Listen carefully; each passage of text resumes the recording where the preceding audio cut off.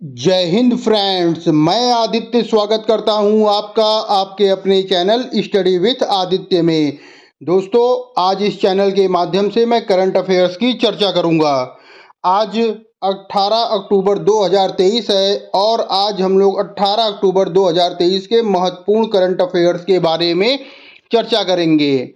दोस्तों, इस वीडियो के अंत में हम लोग 17 अक्टूबर 2023 के महत्वपूर्ण करंट अफेयर्स का क्विक रिवीजन भी करेंगे और साथ ही साथ दो प्रश्नों को पूछा जाएगा। यदि आप लोगों को उसका उत्तर पता है तो उसका उत्तर आप लोग कमेंट बॉक्स में ज़रूर लिखिएगा। चलिए आज की वीडियो शुरू करते हैं। आज का हमारा पहला सवाल है, अंतर्राष्ट्रीय गरीबी उन्मूलन दिवस कब मनाया जाता है? आपके ऑप्शन है 14 अक्टूबर, 15 अक्टूबर, 16 अक्टूबर या 17 अक्टूबर। सही जवाब है हमारा ऑप्शन डी, 17 अक्टूबर को मनाया जाता है। कौन सा दिवस मनाया जाता है? अंतर्राष्ट्रीय गरीबी उन्मूलन दिवस मनाया जाता है। आइए महत्वपूर्ण बिंदु के बारे में चर्चा कर लेते हैं। 17 अक्टूबर को पूरे विश्व में गरीबी उन्मूलन के लिए अंतर्राष्ट्रीय गरीबी उन्मूलन दिवस मनाया जाता है। इस दिवस को मनाने की शुरुआत सर्वप्रथम 17 अक्टूबर 1987 को हुई थी। और अगर बात किया जाए महासभा की, तो महासभा की संकल्प संख्या 47/196 जो कि 22 दिसंबर 1992 को दिया गया था, उसमें संयुक्त राष्ट्र महासभा के द्वारा इसे एक अंतर्राष्ट्रीय दिवस के रूप में स्थापित किया गया था। ये भी इम्पोर्टेंट सवाल है, अगर पूछ ले कभी एग्जाम में कि महासभा के किस प्रस्ताव संख्या के द्वारा अंतर्राष्ट्रीय गरीबी उन्मूलन दिवस मनाया जाता है, तो प्रस्ताव संख्या क्या होगी? प्रस्ताव संख्या होगी 47/196। आइए इस बार की थीम देखते हैं। थीम है decent work and social protection, putting dignity in practice for all, यानी कि सभ्य कार्य और सामाजिक सुरक्षा, सभी के लिए सम्मान को व्यवहार में लाना। ये भी थीम भी इम्पोर्टेंट है, परीक्षा में पूछ सकता है कि अंतर्राष्ट्रीय गरीबी उन्मूलन दिवस की इस बार की थीम क्या है, और ऑप्शन दे देगा आपको, तो उसमें आपको लगाना है सभ्य कार्य और सामाजिक सुरक्षा, सभी के लिए सम्मान को व्यवहार में लाना। आइए महत्वपूर्ण दिवस की चर्चा कर लेते हैं। 1 अक्टूबर को अंतर्राष्ट्रीय वृद्धजन दिवस, अंतर्राष्ट्रीय या विश्व शाकाहारी दिवस मनाया जाता है। 2 अक्टूबर को अंतर्राष्ट्रीय अहिंसा दिवस, 3 अक्टूबर को विश्व प्रकृति दिवस, 4 अक्टूबर को विश्व पशु कल्याण दिवस, 5 अक्टूबर को विश्व शिक्षक दिवस, 6 अक्टूबर को विश्व सेरेब्रल पाल्सी दिवस, 7 अक्टूबर को विश्व कपास दिवस, 8 अक्टूबर को भारतीय वायुसेना दिवस, 9 अक्टूबर को विश्व डाक दिवस और 10 अक्टूबर को मनाया जाता है विश्व मानसिक स्वास्थ्य दिवस। 11 अक्टूबर को अंतर्राष्ट्रीय बालिका दिवस, 12 अक्टूबर को विश्व दृष्टि दिवस, 13 अक्टूबर को अंतर्राष्ट्रीय आपदा जोखिम न्यूनीकरण दिवस, 14 अक्टूबर को विश्व प्रवासी पक्षी दिवस और 16 अक्टूबर को मनाया जाता है विश्व खाद्य दिवस या वर्ल्ड एनेस्थीसिया दिवस। वर्ल्ड एनेस्थीसिया डे भी इम्पोर्टेंट है। कब मनाया जाता है? 16 अक्टूबर को मनाया जाता है। आज का हमारा दूसरा सवाल है, ग्लोबल मैरीटाइम इंडिया शिखर सम्मेलन 2023 का तीसरा संस्करण कहाँ प्रारंभ होगा? ये भी इम्पोर्टेंट सवाल है। आपके ऑप्शन है पुडुचेरी, कोच्चि, मुंबई या विशाखापट्टनम। कहाँ आयोजित किया जाएगा? तो उसका सही जवाब है ऑप्शन सी, मुंबई में। मुंबई में क्या होगा? तो मुंबई में ग्लोबल मैरीटाइम इंडिया शिखर सम्मेलन 2023 के तीसरे संस्करण का अनावरण किया जाएगा, या वहाँ पे तीसरा संस्करण इसका प्रारंभ होगा। आइए महत्वपूर्ण बिंदु के बारे में चर्चा कर लेते हैं। प्रधानमंत्री नरेंद्र मोदी ने वीडियो कॉन्फ्रेंसिंग के माध्यम से ग्लोबल मैरीटाइम इंडिया समिट 2023 के तीसरे संस्करण के उद्घाटन कार्यक्रम में हिस्सा लिया है। प्रधानमंत्री मोदी जी ने भी इसमें लिया है हिस्सा, और कैसे लिया है? वीडियो कॉन्फ्रेंसिंग के माध्यम से हिस्सा लिया है। दूसरा महत्वपूर्ण बिंदु है, मुंबई के BKC में मैरीटाइम इंडिया समिट हो रहा है। कहाँ पे हो रहा है? मुंबई में हो रहा है। मुंबई के BKC में हो रहा है। 17 अक्टूबर से 19 अक्टूबर तक इस समिट का आयोजन किया जाएगा। चौथा इसमें महत्वपूर्ण बिंदु है कि प्रधानमंत्री इंडियन मैरीटाइम ब्लू इकोनॉमी के लिए अमृत काल विजन 2047 के अनुरूप 23,000 करोड़ रुपए से अधिक की विभिन्न परियोजनाओं का उद्घाटन और शिलान्यास करेंगे। ये भी इम्पोर्टेंट पूछ सकता है एग्जाम में। अमृत काल विजन 2023 के अनुरूप 23,000 करोड़ से अधिक विभिन्न परियोजनाओं का उद्घाटन प्रधानमंत्री नरेंद्र मोदी जी ने कहाँ पर किया है या किस समिट में किया है, तो उसका सही जवाब होगा कि मुंबई में किया है। और अगर समिट का नाम पूछ लिया जाए तो समिट का नाम क्या है? ग्लोबल मैरीटाइम इंडिया शिखर सम्मेलन 2023 का तीसरा संस्करण ये मुंबई में हो रहा है। और मुंबई में कहाँ पे? BKC में हो रहा है। आइए तीसरा महत्वपूर्ण प्रश्न देखते हैं। हाल ही में किस राज्य के नवापिंड सरदारा गांव को सर्वश्रेष्ठ गांव का पुरस्कार मिला हुआ है? इंपॉर्टेंट सवाल है। क्या पूछा गया है? हाल ही में किस राज्य के नवापिंड सरदारा गांव को सर्वश्रेष्ठ पर्यटन गांव का पुरस्कार मिला हुआ है? आपके ऑप्शन है केरल, पंजाब, असम या गोवा। सही जवाब है हमारा ऑप्शन बी, पंजाब। पंजाब राज्य के नवापिंड सरदारा गांव को सर्वश्रेष्ठ पर्यटन पुरस्कार गांव का पुरस्कार मिला हुआ है। आइए इसके महत्वपूर्ण बिंदु के बारे में चर्चा कर लेते हैं। पंजाब के गुरदासपुर में स्थित खूबसूरत नवापिंड सरदारा गांव को हाल ही में केंद्रीय पर्यटन मंत्रालय द्वारा भारत का सर्वश्रेष्ठ पर्यटन गांव 2023 के रूप में नवाजा गया है। दूसरा महत्वपूर्ण बिंदु है कि 5 बहनों ने मिलकर अपने गांव को सर्वश्रेष्ठ पर्यटन गांव के रूप में सम्मानित कराया है। पूछा जा सकता है कितनी बहनों ने मिलकर किया है? तो 5 बहनों ने मिलकर किया है। और इन 5 बहनों को क्या संगा बहनों के नाम से मशहूर हैं ये। और इन महिलाओं ने अपने 2 पैतृक आवास कोठी और पीपल हवेली के संरक्षण में जी जान लगा दिया है। तीसरा इसमें महत्वपूर्ण बिंदु है नवापिंड सरदारा अमृतसर को कांगड़ा में माता वैष्णो देवी, धर्मशाला, डलहौजी और अन्य महत्वपूर्ण पर्यटन स्थलों को जोड़ने वाले राष्ट्रीय राजमार्ग 54 से 5 किलोमीटर दक्षिण में ये स्थित है।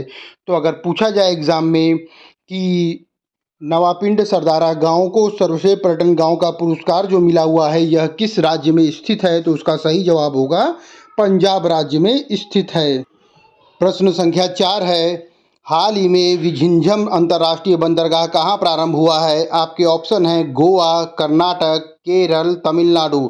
सही जवाब है हमारा ऑप्शन सी, केरल। केरल राज्य में कौन सा बंदरगाह प्रारंभ हुआ है? तो विझिंझम अंतर्राष्ट्रीय बंदरगाह का प्रारंभ हुआ है। बहुत ही सुंदर देखने में लग रहा है। आइए इसके महत्वपूर्ण बिंदु के बारे में चर्चा कर लेते हैं। तो विझिंझम अंतर्राष्ट्रीय बंदरगाह कहाँ पर स्थित है? तो स्थान इसमें बताया गया है केरल के तिरुवनंतपुरम जिले में एक तटीय शहर विझिंझम में यह स्थित है।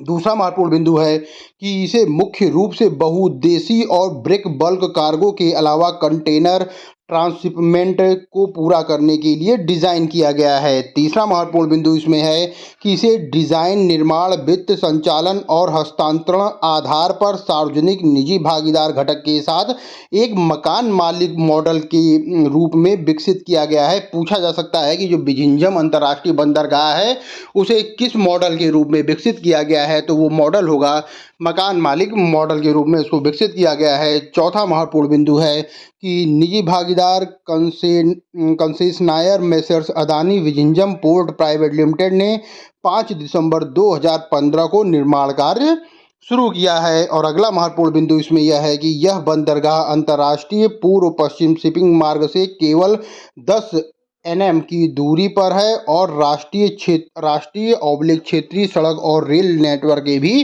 करीब है। इंपॉर्टेंट सवाल है, इसे परीक्षा की दृष्टि से आप लोग जरूर देखिएगा। प्रश्न संख्या 5 है। हाल ही में किस राज्य सरकार द्वारा प्रोजेक्ट नीलगिरी तहर को शुरू किया गया है? ये मोस्ट इंपॉर्टेंट प्रश्न है, किसी ना किसी परीक्षा में ये देखने को जरूर मिलेगा। क्या पूछा गया है? हाल ही में किस राज्य सरकार द्वारा प्रोजेक्ट नीलगिरी तहर को शुरू किया गया है? ऑप्शन दिया गया है तमिलनाडु, केरल, आंध्र प्रदेश, कर्नाटक। सही जवाब है हमारा ऑप्शन ए, तमिलनाडु। तमिलनाडु राज्य सरकार द्वारा प्रोजेक्ट नीलगिरी तहर को शुरू किया गया है।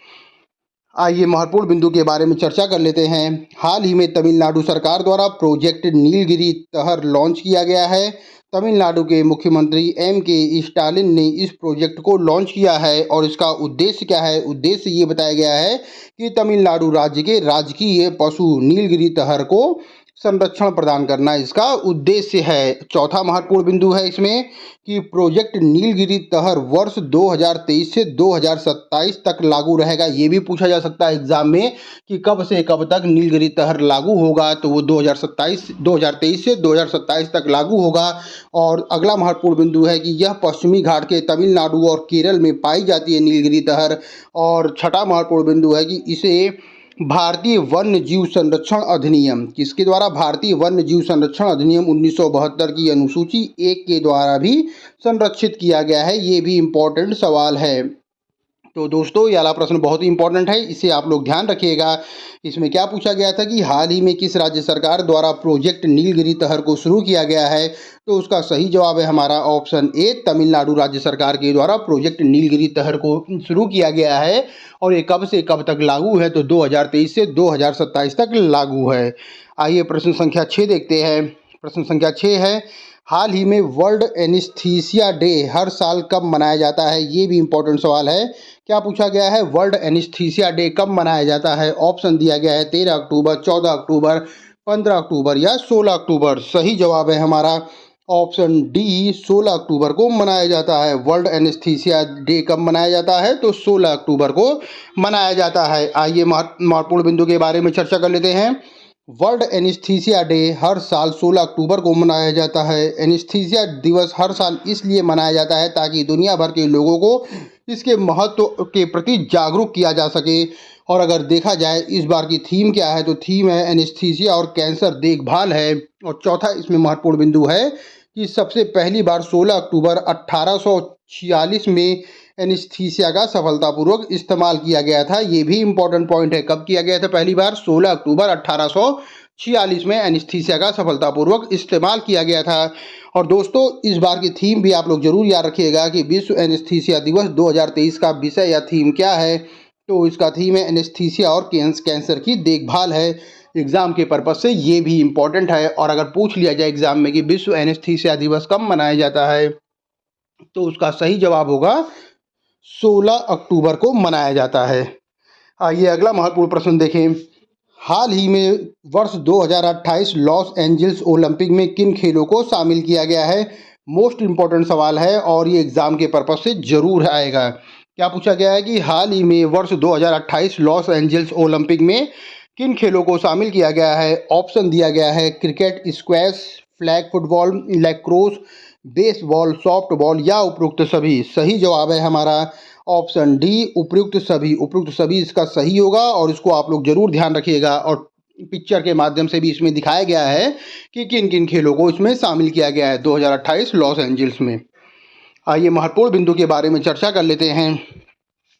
दोस्तों ये जो खेल ओलंपिक में शामिल किया गया है लॉस एंजल्स 2028 में, तो इसमें क्रिकेट की अगर बात की जाए तो क्रिकेट को 128 सालों के बाद शामिल किया गया है।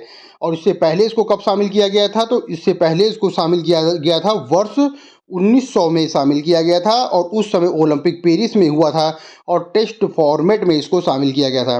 इसको आप लोग ध्यान रखिएगा कि जब 1900 में हुआ था तो उस समय ये पेरिस ओलंपिक हो रहा था और क्रिकेट को शामिल किया गया था और टेस्ट फॉर्मेट में शामिल किया गया था।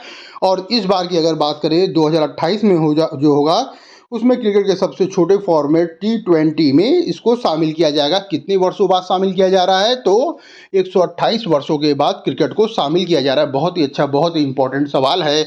और बाकी आपको ये सभी नाम याद रखने हैं। क्या नाम है एक बार फिर से देखिएगा? Cricket, squash, flag football, lacrosse, baseball, softball, ये सभी को 2028 लॉस एंजल्स ओलंपिक में शामिल किया गया है।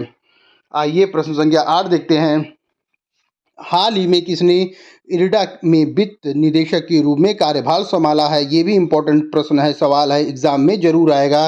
किसने संभाला है? ऑप्शन दिया गया है गीतांजलि राव, BK मोहांती, R कृष्णमूर्ति या विपिन अग्रवाल। सही जवाब है हमारा ऑप्शन बी, BK मोहांती ने कार्यभार संभाला है। किसमें? इरडा में वित्त निदेशक के रूप में इन्होंने कार्यभार संभाला है।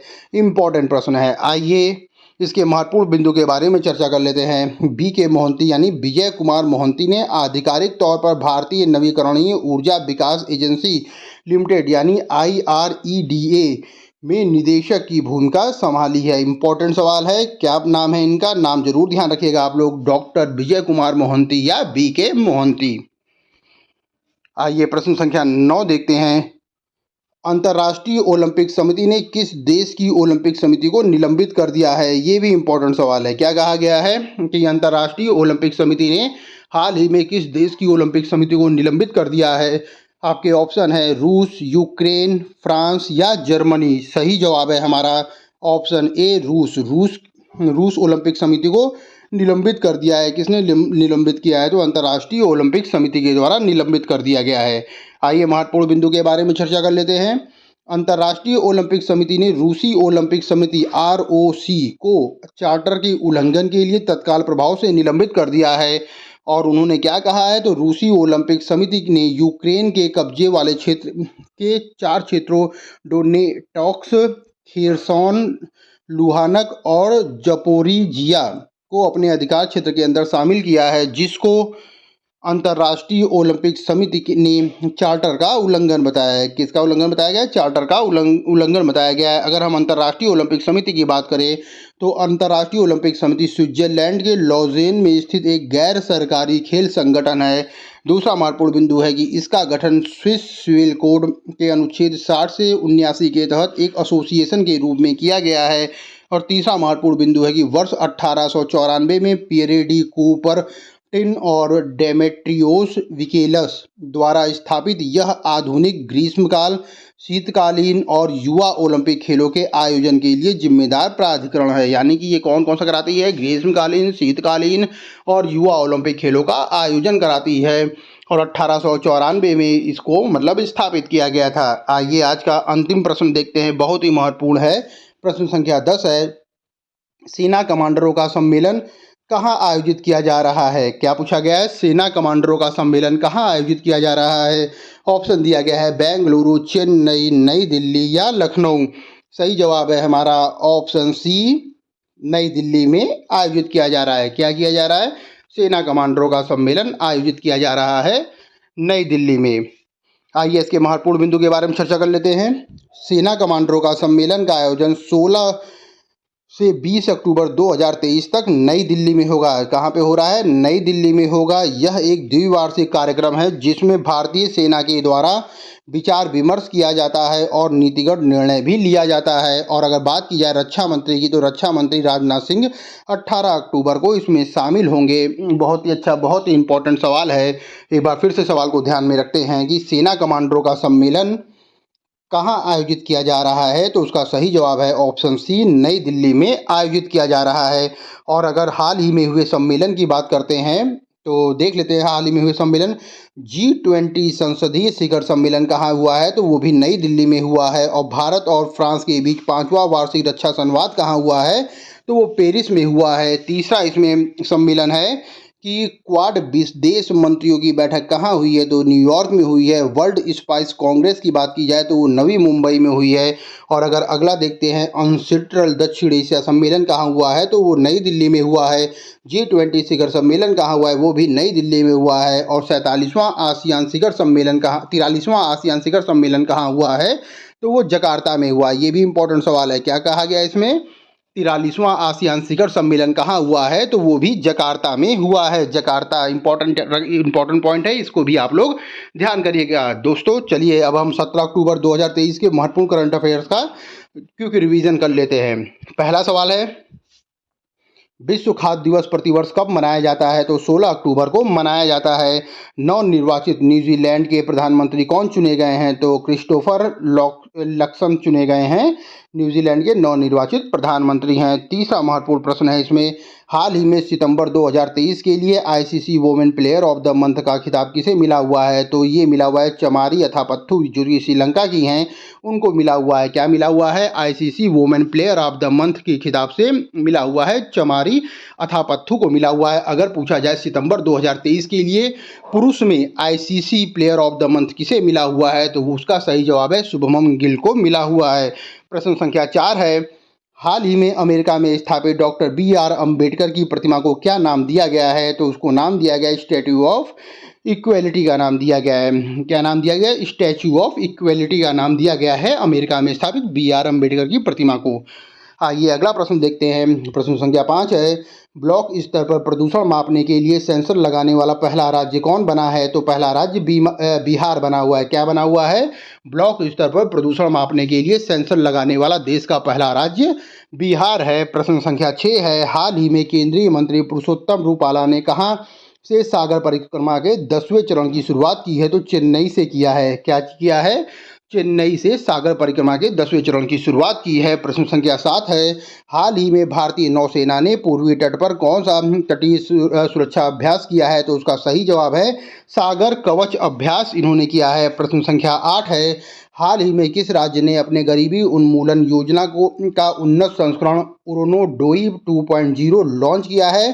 तो असम राज्य सरकार ने लॉन्च किया है। ये गरीबी उन्मूलन योजना है। कौन सी योजना है? अरुणोदय 2.0।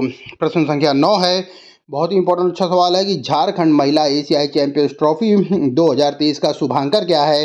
तो उसका सही जवाब है जूही। जूही उसका शुभांकर है। प्रश्न संख्या 10 है, हाल ही में किस राज्य ने मिशन शक्ति अभियान के चौथे चरण का शुभारंभ किया है?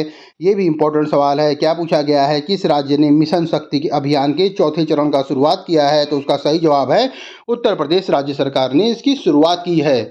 चलिए हम कल के प्रश्न की चर्चा कर लेते हैं। कल का हमारा 2 सवाल था। पहला सवाल है कि अभी हाल ही में अर्थशास्त्र का नोबेल पुरस्कार से किसे नामित किया गया है? प्रश्न ऑप्शन दिया गया है Claudia Goldin, Katalin Kariko, Pierre Agostini या जॉन फॉसे। सही जवाब है हमारा option A Claudia Goldin. Claudia Goldin क्या मिला है? अर्थशास्त्र का नोबेल पुरस्कार 2023 के लिए नामित किया गया है।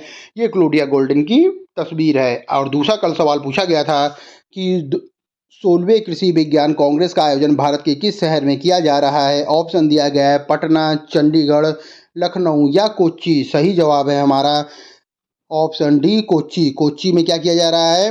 16वें कृषि विज्ञान कांग्रेस का आयोजन किया जा रहा है। कोच्चि कहाँ पे है? तो केरला में है। और ये कब किया गया है? तो 10 अक्टूबर से 13 अक्टूबर 2023 में कोच्चि केरला में किया गया है। 16वें कृषि विज्ञान कांग्रेस का आयोजन किया गया है।